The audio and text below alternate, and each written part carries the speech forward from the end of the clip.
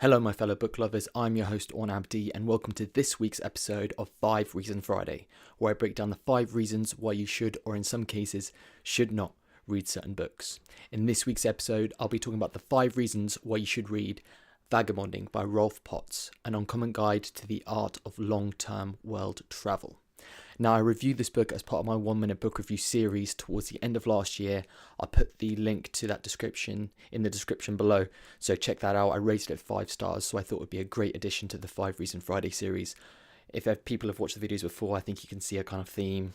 The kind of books that I think are revolutionary and life-changing I want to include in the 5 Reason Friday series, just because I really want to share it with you guys, and I want to give kind of a more in-depth look at why I think it's a great book. Alright, let's get started. So reason 1, a guide. Now, I found this book whilst reading The 4-Hour Workweek by Tim Ferriss, which I included as part of my 5 Reasons series a couple of weeks ago, and he quotes the book many times saying how for Tim Ferriss, this book revolutionized his idea of what travel was. So I was interested to read it, and the book really didn't disappoint. I mean, vagabonding, as defined by Rolf Potts, is an attitude, a friendly interest in people, places, and things that makes a person an explorer in the truest, most vivid sense of the word. Now, before reading this book, I didn't really know what a vagabond was, and I felt like Potts in this book really defined what that was, and it's more of an attitude to life rather than wanting to go out and travel the world for an extended period of time. What Potts does so great in this book is he guides the reader through every single steps that they should take in order to consider vagabonding as a worthwhile adventure for them. For instance, throughout the book, and especially in the earlier parts of the book, when he talks about the introductory aspects to it, he talks about just living more minimally. I mean, that could mean staying at home, getting rid of a lot of stuff you don't need, and that really kind of ties into aspects of Japanese minimalism. It just talks, it covers aspects of Buddhism as well, which talks about, accumulating things that you don't need, living minimally as possible, and arguably let the reader or anyone who practices this regain some sort of control from whatever's making them feel overwhelmed, whether it's work, whether it's life in general, regaining control to go and do what you're interested about or to do anything that you feel passionately about. And this book's more of a mantra, and it's a guide for how you can do that. Now, you can take bits and pieces, and I encourage readers in any book that they read to take bits and pieces that they apply to them and that they want to apply into their lives, and then implement that slowly. I mean, it'll take a lot of work, but I can really see the benefits of doing that. Reason 2, depth. Now, depth is essential in a guidebook when it comes to practical steps in order to do a certain thing.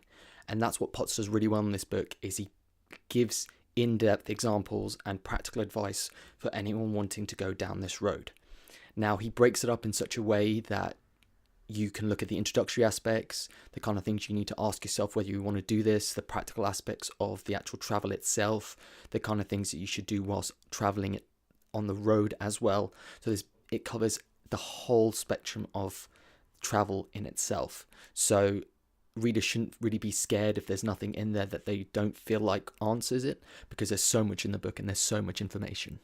Potts explains in depth how he went about traveling or vagabonding and what can be the best ways to go about it as well. The thing I liked about the book in particular, was in each chapter he broke down areas which, like a profile, so an actual participant who's done this, he's given like a testimonial about how vagabonding has changed their life or their experiences whilst doing it. And as the reader, I found that quite comforting, because as a topic it can be quite overwhelming, because it's thinking vagabonding, oh my god, it's such a big step, it's such a big thing to do. But whilst reading it and you can see testimonials or examples, you think to yourself, oh, so people have done it, and people have done it in the past, so it's not such a daunting task if you want to do it. What Potts also does really well is he includes multiple links in reference to the topic in each chapter. So at the end of the chapter, he includes links for further reading. Now, it's a little point, but I think it's a great thing for an author to do, because not only does it give the reader more information for them to read and find out more information, but it also explains a topic that the author is trying to talk about, because he can say, go to this website and read about this, and it kind of brings it all together. And as a guide, book really for how to practice vagabonding, I think it's a really good idea to include links for further reading, because you can always use this book as a reference. You can, every time you go traveling, you can also reference this book and look at other websites, and that's why I think it's a great introductory book, because I think it has all the information you need in order to make an objective decision about whether this is the right decision for you. Reason 3, realistic. Now, it's effortless for a reader in this position to overstate the impact that vagabonding or any topic in particular can have on someone's life. It's a framework at the end of the day. It's not going to change your complete outset to everything. There's a guide. So as a guide, it gives you steps for you to take, but it is realistic as well. If you want to apply these principles, you can, but it's more of a mindset when it comes to living the way that you want to live and a lifestyle that you want to live. For instance, like I talked about in earlier points, the art of minimalism. It's a guide. You can take that and leave it as much as you want, but it is realistic. For instance, in chapter 5, Potts talks about setting realistic goals whilst on the road. So not pre-planning too much about the destinations that you want to go to, especially on long-term travel. You don't want to do that, as you might be, detrimenting different experiences and all kind of stuff. Just pre-planning in general can be a bad thing. And I like the realistic nature that he talks about different topics in this book, because it's something that a lot of people wouldn't think about before just going out on the road. And I think he gives his honest opinion about what is best for us as the reader, or just anyone taking this up. And that realistic aspect is really important, because it's probably quite a daunting task to many people reading this the first time. And it really gives a nice introductory aspect and a good realistic view about how to approach this. Not only realistic expectations when it comes to the book and the contents within it, but realistic expectations when approaching any book is necessary, because you need to be open-minded to the kind of ideas that are within the book. Because there most probably will be some ideas in here where you kind of think to yourself, no, I can't do that, that'll be too left field, or that's too much. But just be open-minded, take and leave bits that you want and apply them to your life. That doesn't necessarily mean going traveling for like 6 months, but just do it in your day-to-day life. Reason 4, unique.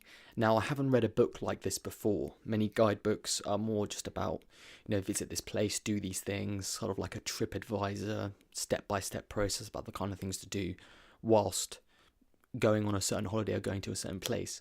Whereas this is more of a encapsulating sort of mantra and lifestyle choice. You can go out and travel for 6 months, 12 months, 2 years if you really want to, or you can just apply it to your day-to-day lives, like I said in the last point. And the book is unique because it covers a really wide aspect of topics, and it's practical as well. So it walks you through the steps that you can take in order to do this, but it gives you the theory or the mindset behind it as well for you to apply in your life.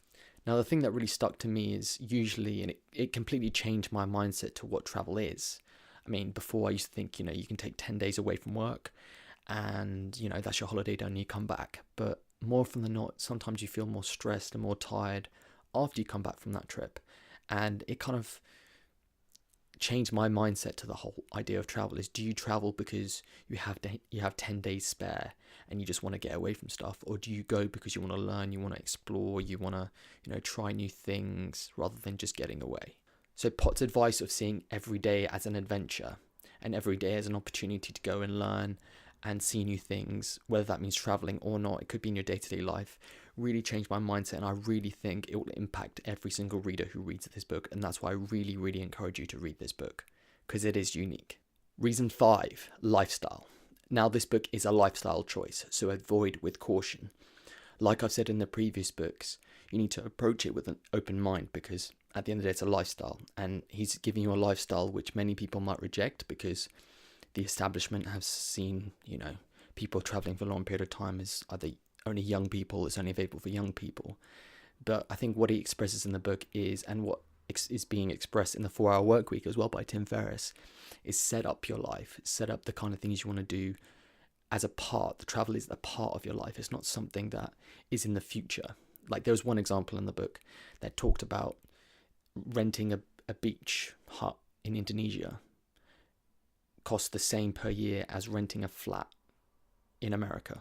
So the kind of things that you can do with the money, you don't need to be rich. You don't need to be 60 and retired in order to do these kind of things. You know, you don't have to work for 50, 60 years and then just, you know, when you retire, you can go traveling. And you can just take mini retirements. So you can take a year off here, 6 months off here. So you can just build your life around that. Many people might see that lifestyle as something that's way out in the future and something that's not attainable for them. But I think it's little steps. So applying minimalism, applying simplicity into your life on a day-to-day basis eventually means that you can find the balance for you in order to live how you want to live. That doesn't necessarily mean just quitting your job, unless that's something you want to do. It just basically means just living simply and living more adventurously. You know, being frugal where you can, being as minimalist as possible. I mean, I encourage a lot of you to read about Japanese minimalism. I bought a book yesterday about it, and it's completely changed my opinion on, you know, how to accumulate stuff, and half the stuff, probably more than half the stuff we have, we probably don't need.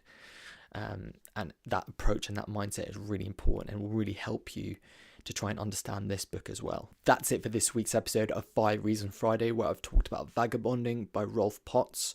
Like I said before, the 1-minute book review will be in my description below.